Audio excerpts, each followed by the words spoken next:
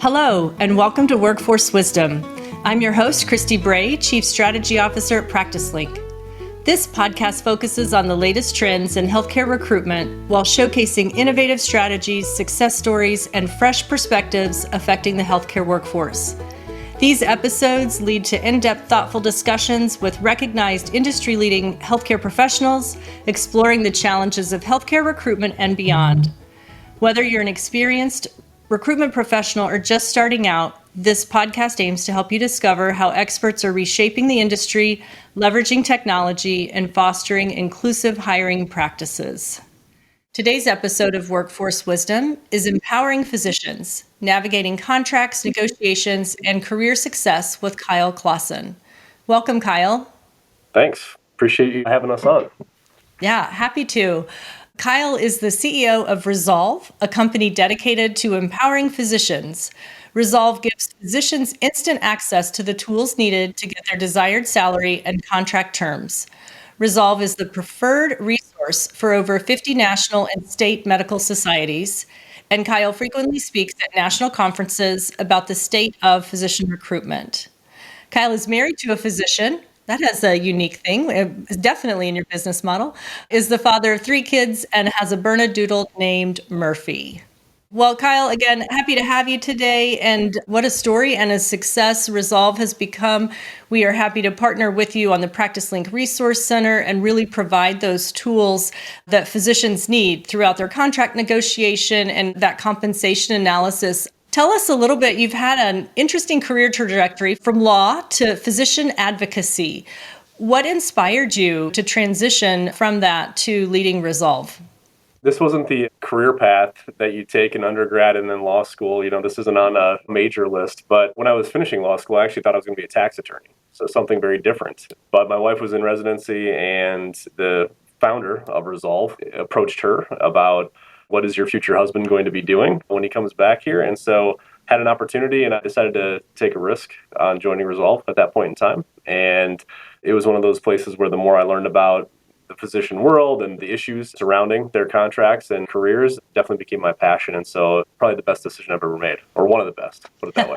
Yes, that's great. Where is Resolve based? And kind of give me a little background. Yeah, so it was founded in Columbia, Missouri, which is where my wife was doing her training at Mizzou. But with COVID, and like a lot of businesses, we are now fully distributed, kind of remote workforce. And so we have people all across the country. Yeah, that definitely fits the pattern we see from the recruiters we talk to and their work from anywhere type of environment. So you mentioned, that transition. What's been one of the most eye-opening cases or experiences that's really reinforced your passion to helping physicians? Yeah, I think early on, it was surprising for me. So I was a business undergrad and then went to law school and focused on a lot of transactional pieces, employment law, and the contract space. And you assume that physicians are getting something maybe similar to that throughout their training. They're going to go into one of the largest sectors of our economy in healthcare. And just the interacting with clients early on, understanding that there's really none of that, right? There's no business training happening. There's certainly no legal training happening. And I think that was the most eye-opening to me, is just the need that was there. And this is, 15-ish years ago when Resolve started. That's really what excited me about it, is that we can make a big impact in a sector that needs a lot of help. Yeah, absolutely. And I think we're seeing more and more, we talked about this a little bit before, but we're seeing more and more new companies or new ideas come up in healthcare to help alleviate or at least reduce some of the issues that we're seeing. So as an entrepreneur, what advice would you give to others who might be in that startup space now that you've been on the journey for a few years now? Well, I think you have to be passionate about what you're doing. I think that's the first thing, because if you don't enjoy it, it's not easy early on. You're certainly going to go through some struggles, and it's not just, does the idea work, but then it's, did the finances work with it? Can I hire good people to help me expand this beyond just, one person? And so if you don't have that passion behind it, I think that's why a lot of businesses fail. It certainly will help if you're in the physician space to have that very specific knowledge of what physicians are going through. And so I'm fortunate to, one, have kind of lived it as a spouse, but then two, having a physician-founded company, and we've got other employees that are also married to physicians. We've got physician educators. So we really try to keep that mission and the people inside the company very focused on what our users need. And that would be my advice to anybody, whether it's in the healthcare space or something different, is make sure you want to be there long term, because I think that long term vision is really what's most important. Yeah, I agree. And I think people are drawn to healthcare either as clinicians or some other operators and administrators. That passion is there for sure for those folks because it is not easy work to care for others. You mentioned that the physicians don't go to business school. That was what I always would say. Like they go to medical school, they don't go to business school. So they don't get a degree in finance. Some of them are getting MHAs or MBAs, but it's not a very complete and full understanding of the contracts that they're signing.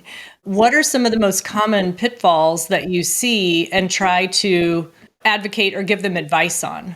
We try to educate. I mean, I think that's part of what we do, but we also want to make sure we're very cognizant of what the user and the clients want. So every client has different priorities, and that's probably the biggest thing that jumps out at me first is if scheduling is most important to you, then we want to really focus around what your schedule and duties and responsibilities are and making sure it lines up with what you've been told in the interview process, because recruitment's expensive, it's hard, right? There's a shortage of physicians, and so we don't want to enter into contracts that are going to then burn them out and or have them unsatisfied and unhappy a year later. We want this to be a good situation for both sides. So number one is trying to customize what they need, what they want. But beyond that, I mean, helping them understand compensation structures and how they might be paid and what it looks like if you're going to be a partner someday, if you're in a private practice setting. There's so many nuances that go into each situation that I think customization and personal preference is where I would start the conversation. So the health systems that I recruited for over the years, we worked off of standard template contract language for these agreements. Is that the norm? And then I guess if you've got some of those customizations you want to do, how successful are you helping them in that process? Whether you're a health system or a sole practitioner, everybody has their starting contract. This is what they like to keep. And, legal, especially in the health system, I empathize with them. I mean, they want to keep it as standard as possible.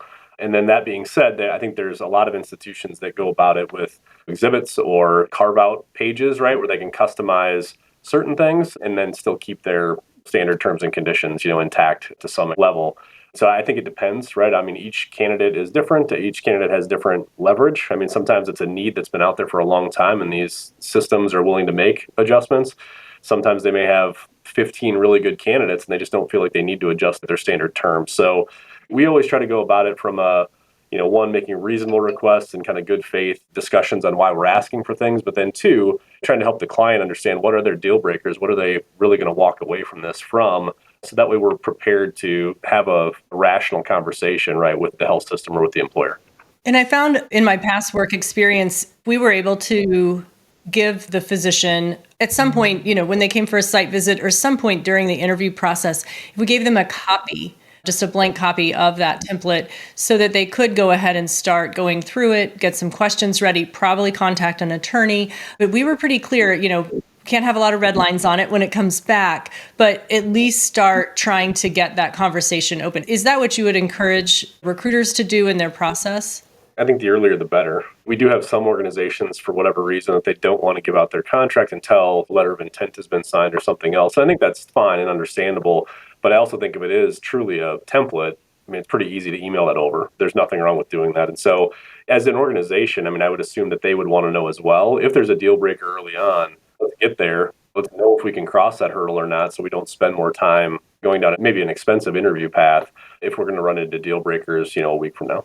Yeah, agreed. Same with compensation is if you get some of those things out in front, I know I can afford you, you want to work at that rate or not so that you don't waste that time. So PracticeLink provides a first practice career guide to residents and fellows. And so those contracts, probably the first they've ever been on whenever they get that from an employment contract space.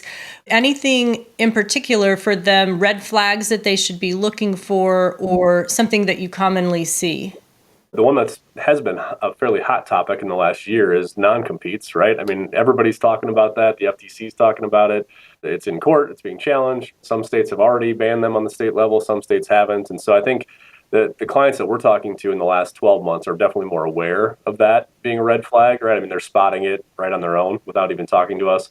But the questions are still, what does it mean for me? Is it enforceable? What is the law doing right now? If I have no interest in staying in the area, should I even make it an issue or not? I mean, it's still a red flag, but it's not a red flag for everybody because if this is a job that they have no family around and they're just hoping that it works out, well, then let's not make it an issue. Let's focus on the things that are more important for you. So that's one of them. But then I think everything around fair market value is also important to them, and they want to feel like they're being paid fairly, they're being paid consistent with colleagues, and not just colleagues that are in the institution, but what their co-residents and fellows are being offered in the market. The market shifts sometimes quickly and dramatically, and they want to make sure that they're not being left behind. So I think comp and then kind of the exit piece are the two that they care about a lot. But then also, third piece is we know quality of life is a big deal for physicians today. We know that there's been a lot of burnout studies, and we know that workload and staffing levels and all that are one of the top areas where institutions can have a positive impact. And so we think that those three are certainly in every conversation that we have.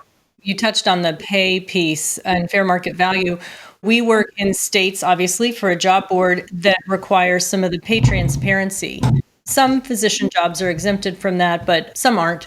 So as you see that, are you in favor of that as a rule, like the pay transparency to help get everybody on a level playing field? Or like within your tool, you're able to have that transparency there by specialty and years of experience.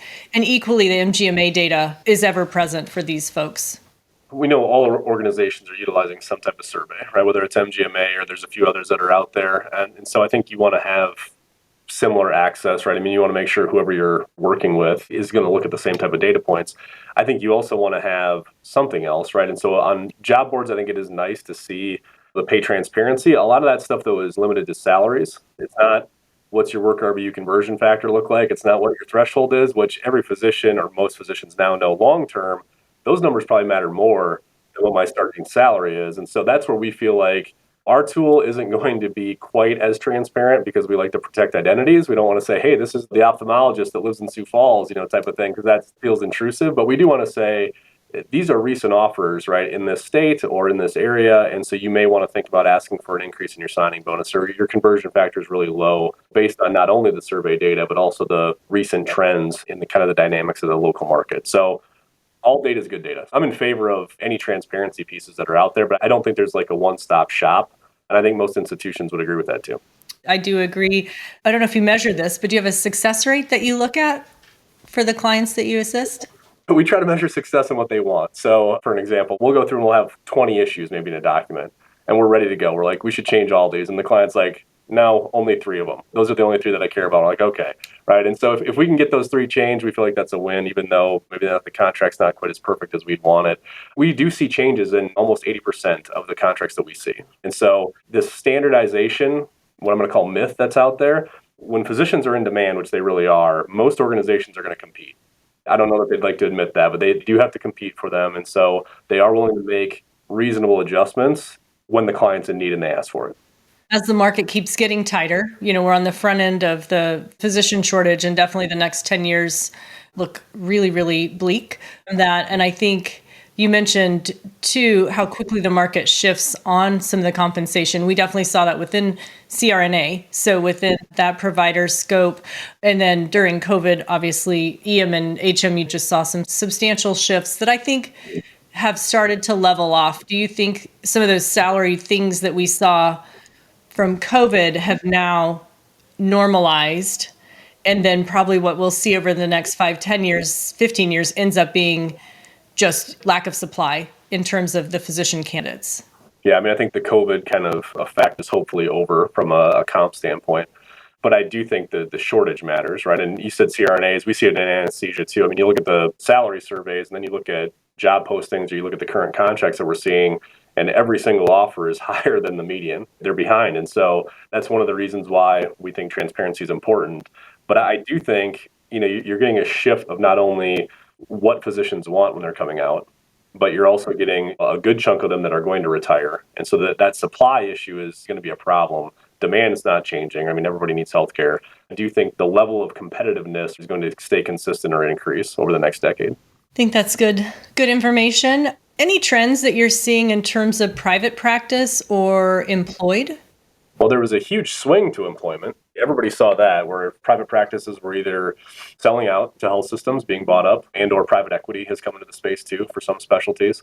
And a lot of the physicians wanted, I think that sense of, I don't want to worry about billing. I don't want to worry about admin and hiring. I just want to go to work and be a doctor. And so there was a pretty big swing. We are hearing and seeing a little bit more of, maybe I want to go back into private practice now, right? Maybe I want to have a little more autonomy. And so, like anything in life, right? I mean, the pendulums swing back and forth, and it might be swinging a little bit back towards private practice in the next decade, but I don't think dramatically. I mean, I think we're in a state of healthcare now where there are some things that are more efficient probably in a system setting, and some of that's regulatory, but I think we are going to see a slight push back into private practice. Yeah, I think the difficulties I see really are, that cost, the bricks and mortar, the EMR, the supply cost, which for health systems, supply, salary, waste, benefit, and then supply cost are just the top two things on any financial report for hospitals. That could be very hard if you're hanging out your own shingle. Did you know PracticeLink, the nation's most trusted physician recruitment resource, now offers PracticeLink Pro Marketing? PracticeLink Pro Marketing is a brand new, powerful recruitment sourcing solution built just for healthcare organizations. With custom strategies, targeted reach, and data-driven results, PracticeLink Pro Marketing helps you attract top-tier candidates and fill hard-to-reach roles faster. Ready to elevate your recruitment game? Visit PracticeLink.com and schedule your free consultation today. So beyond reviewing their contracts, and we've talked quite a bit about compensation, what other ways does Resolve help physicians make more informed career decisions? The contract is certainly the place where we're interacting with them, but we also like to make sure they stay up to date with market data. So that's one of the reasons we hope to utilize the platform, not only, when they need an attorney to help, but also just for kind of that monitoring and understanding what your comp plan's doing and if your production level's where it should be and if you're happy with that. But then we also have good partners like PracticeLink. And so we want to make sure that if you're in the market and looking for a new job, that you're evaluating all your options, right, and what that looks like. And so I think that really leads to successful contract negotiations as well, as having 2 or 3 offers and knowing, let's say St. Louis, who's all hiring in St. Louis right now? Let's make sure I don't miss one as I'm taking a look at that. And so we want to make sure that you're educated, you're fully informed, and then we think that physicians make pretty good decisions when they're fully informed. And so that's our goal, is just to help with that process. That's great. You mentioned a little bit about burnout, which I think still is a valid topic. I know some recent AMA data has shown that it's slowed or kind of flipped, where it's not above 50% of physicians are feeling burnt out, but it's still very, very high. Are there any specific protections that you advocate to or recommend for your clients to ask for in their contracts?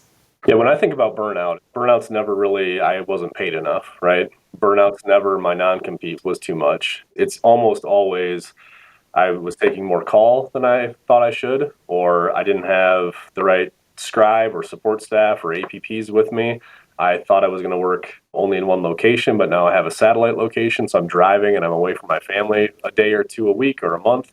So that all falls in the contract around duties and responsibilities. It's not just one paragraph, but that's the concept behind it. So I think if candidates pay attention to that, and if organizations are willing to say, we want you to be happy long term, and maybe if you only want to work 3.5 days, we can't pay the same rate as we were going to for 5 days, but we certainly would take 3.5 as opposed to nothing. If we can get that part right, I think there's just a greater chance of success long term, and the burnout will continue to go down because it is a contractual issue. Sometimes people talk about burnout as like this thing we can't fix. Well, you can fix it if you have the conversation up front. And do you find throughout folks' career, if they come to you, if they get to Resolve sometime, in their residency, they're starting to look at initial offers, when they're coming back at year 3, 5, 7 with new employer maybe, or a renegotiated contract, are you now putting more of those protections in, or is it a lot of the same review from initial contract versus now I'm renegotiating? I'm thinking about athletes in the NFL, and as this is now my value. Does that come up in the process? It's funny you mentioned athletes, because the founder of the company wanted this to be like a sports agency, right? Like athletes have people helping them, and why don't doctors have something similar? So I like that analogy. But I think what's different in a renegotiation is you're not guessing anymore. You're not guessing at how is this going to look? How heavy is the call? What type of work RVUs am I going to be able to generate, or collection numbers am I going to be able to generate? And so I think it's really helpful from that standpoint to say, okay, this is now what I'm doing. This is the value I'm bringing to the organization, and am I being paid accordingly for that? So it's a different thought process, but the issues are the same in every contract, right? I mean, you want to make sure you're at fair market value. You want to make sure everything lines up. If it's a new job, I think when physicians are moving mid-career, and sometimes that's because the spouse got a new job, sometimes it's because they just didn't like the location, whatever it is, they tend to be more aggressive. And I don't know, I'd be curious on your take on this, just from what you guys hear and see, but residents almost feel like it's a match process again. Like, oh, I'm so thankful to have this contract come to me, and they don't realize that like everybody would give them a contract. And so the mid-career physicians tend to push a little bit harder than the residents would. And I'm okay with that because I think they understand their value at that point and they know what they're getting into. Are you seeing, I know a few health systems are doing some retention pieces, retaining some workforce that's slowing down, getting into retirement. Are you starting to see more of that part-time per diem? I've also seen them end up being like mentorship agreements where they're still in the practice, but as they're converting that patient panel over to maybe a new resident or fellow, is that something you're seeing for late career physicians? Well, we're definitely seeing a lot of per diem, and that's even from some of the younger candidates, not just the older ones, where they want to have some income, but maybe not the typical full-time W-2 job that we think about historically. For folks that are transitioning out, I mean, there are some that just want to stop operating, like surgeons. They'd love to see clinic and help feed the young surgeon cases, but they don't want to be in the OR anymore. And that's a nice way to allow them to finish out maybe the last few years. They're certainly great at administration and leadership. And so we're seeing some of them move into, kind of quasi CMO type roles or medical directorship type roles. And then also, I think just understanding what that plan is and that transition timeline is important, because when younger physicians are coming in, they often don't want to be solo. And not every practice is like this, but they like to have that mentorship. They like to have somebody with them, not necessarily 100% of the time, but somebody to bounce ideas off of. So I think there's a lot of options for people in your last 10 years, let's say, of practice to start to think about that and to work on transitioning your responsibilities. Yeah, I agree. I think it definitely helps the new person coming in, even if they aren't, in early careers, to have a softer handoff versus the letter that goes out with a 30-day notice to patients, like, your guy's gone now. That doesn't really resonate well in the community that I've found. Physicians don't like that either, right? You like to know when your person's going to leave you. Yeah. Resolve has really made the physician contract review process more accessible to folks. How has technology improved the contract negotiation for doctors? And then have you seen technology or those things really make a change in the structure of some of these agreements? We think so, like every business, right? You have to evolve with the times. And so it used to be very much, you're going to email me a document and we'll go back and forth that way. We have a platform. We have some instant analysis that can happen with technology. You're going to have instant access to data. We think that helps. I mean, that's a very popular tool with the users because, one, it's low cost. Your price points can get pushed down with technology. But then, two, it's a better user experience. I mean, we're used to Ubers and Airbnbs, and, I want to book it and talk to somebody when I need to. And if I want to look at the median number at 1 a.m. when I'm on a call shift, I can do that instead of having to wait for an appointment with an attorney the next day. So we think it's been really impactful. We think it's definitely the right move for us in this spot. I do think it's going to continue to empower, and I think it's going to continue to be something that hopefully organizations are open to, having those conversations, because I think it's actually going to improve retention long term, the more informed people are. So we like technology a lot, and we think that's the way of the future. Yeah, and I think just, with AI and all of the tech involved in what we do, I think it's just continuing to support and inform. I think with any, AI tool, it's how did you teach it? What went into it to inform the AI? It needs to be informed as well. Any system, right? And AI is certainly one of them. It's only as good as the data coming in. And that's the one thing about what we're doing is we're a very, very niche practice. And so the information we're feeding it is not general internet information. It's only contract language that we think is important to look at. So that, I think, is going to be the important thing, is how do you utilize technology? Certainly, I don't think it's going to replace the advice that people are giving, because there's a lot of nuance and there's a lot of personalization that has to go into things. But I do think it can assist and really help accelerate that process. Can you talk a little bit about your relationship with MGMA or your other data points in terms of the compensation? So users on our site will get a snapshot of MGMA's data, certain things that we're allowed to pass on. I think the more beneficial piece, though, is kind of the custom reporting within MGMA and with our data points as well. So if you come to us and say, hey, I really want to know about hospital-employed systems in Texas type of thing, I think that's a better way to think about data than it is to say, what's the national median across everybody? And I know that health systems get worried about what's the N, right? What's the sample size that I'm looking at? And it has to be big enough that we can justify it. But I do think that there's so much variation in local markets, and there's so much variation from rural markets to metro markets, that it's really difficult to try to pigeonhole everybody into even a region or a national pull on that. So we like all data points, as many as possible, to get to the right numbers. And I think there's still some hesitancy around what data is real. I mean, we hear that from clients of like, I see these numbers online, but that can't be right what's out there, because I talk to colleagues and they're different. And so the one thing that we visualize this on our platform, is just the information is going to be verified. So if there's a green check mark by it, it means that we've laid eyes on it. We know it's not just a bot plugging in information online. So we think, again, all data is great. Yeah, that's a good protection point. In terms of the bots, that's something we worry about because, when you have a website, it can be easily influenced by bot traffic that negatively affects what you're looking at, for sure. So at the beginning, we talked about the most eye-opening thing that you looked at. You got a couple of success stories for us? I'll give you a couple. I mean, one around an exit and then one around compensation. I'll give you the exit first. So we were working with a client who thought they were going to be in this spot forever, right? Like this was hometown and everybody was going to be here and it was going to be fine. And so they really didn't want to push too much on the contract. But there was one piece where we talked about terminating. And without cause termination is very common. But this one had kind of a lock-in period where nobody could terminate without cause for a couple of years. And we thought, that's unique. Most institutions say 90 or 120 days. And so we said, we'd suggest that you really lean on that one. It's out of the ordinary. And so he did, and they said, sure, right? It wasn't a big deal to them. Well, about 6 months in, he had a life change and had to leave, right? And it was a family issue, and it was going to be a really dramatic kind of issue for him. And he was able to. He was able to move on and transition, and no penalties or any of that stuff would happen.